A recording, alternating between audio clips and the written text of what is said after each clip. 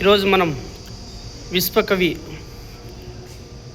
యోగి వేమన గారి యొక్క మహా సమాధిని దర్శించుకోబోతున్నాం. ఆయన నోటి నుంచి వెలువడిన ప్రతి పద్యము కూడా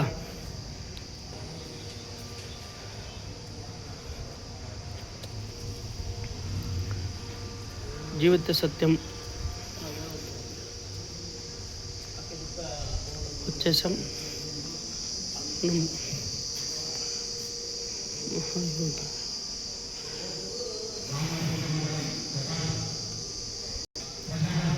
చూడండి, చాలా చల్లటి వాతావరణం.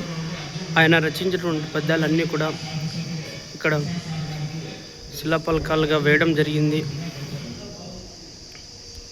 అందరూ కూడా స్వామివారిని దర్శించుకోండి. నాలుగు కుటుంబాలు ఉన్నాయి. ఇప్పుడు పౌర్ణమి నుంచి పౌర్ణమి వరకు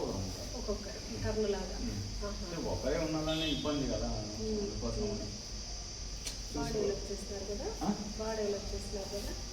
అప్పుడు 2007లో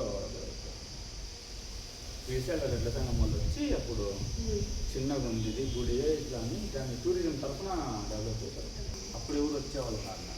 ఇప్పుడు ఇది 2007లో ఓపెన్ అయిపోయింది.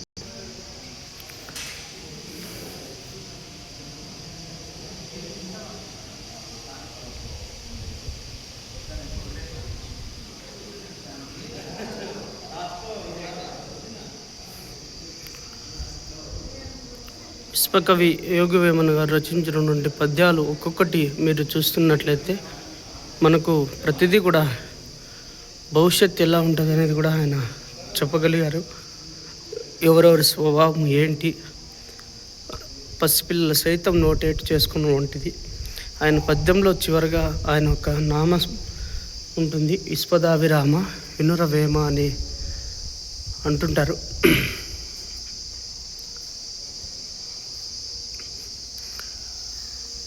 మురికిలోన పుట్టి మురికిలోన పెరిగి మురికి తనువుకింత మురుపమేళ.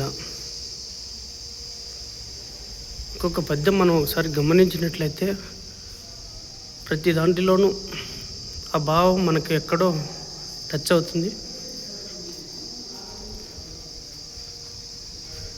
ఈ యూట్యూబర్ మేకల శివప్రసాద్, వాల్మీకి మేకల శివప్రసాద్ అందరూ కూడా మన ఛానల్ని సబ్స్క్రైబ్ చేయండి. ఇలాంటివి ఎన్నో కూడా అందిస్తాం. షేర్ చేయాలి, లైక్ చేయాలని కోరుకుంటున్నాను.